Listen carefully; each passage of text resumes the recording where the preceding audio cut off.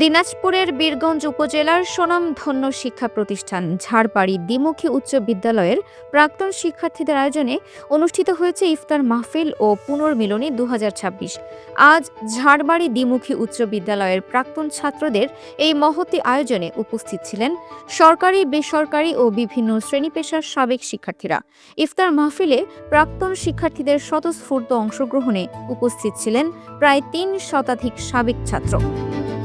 এ উপলক্ষে বিদ্যালয় ক্যাম্পাসকে বর্ণিল আলোকসজ্জায় সজ্জিত করা হয়। ইফতারে পরিবেশন করা হয় বিভিন্ন ধরনের স্বাস্থ্যকর খাবার, যার মধ্যে ছিল তরমুজ, আপেল, আঙুর, খেজুর, পেয়ারা ও সালাদ। এর পাশাপাশি ছিল মিষ্টির জর্দা, দেশি ছোলা ও মুড়ি বুন্দিয়ার বিশেষ ব্যবস্থা। পুনর্মিলনী অনুষ্ঠানে আসা প্রাক্তন শিক্ষার্থীরা তাদের বক্তব্যে বিদ্যালয়ের স্মৃতিচারণ করেন এবং একে অপরের সাথে কুশল বিনিময় করেন। অনুষ্ঠানটি প্রাক্তন শিক্ষার্থীদের এক মিলন মেলায় পরিণত হয়। Dinajpur TV multimedia desk.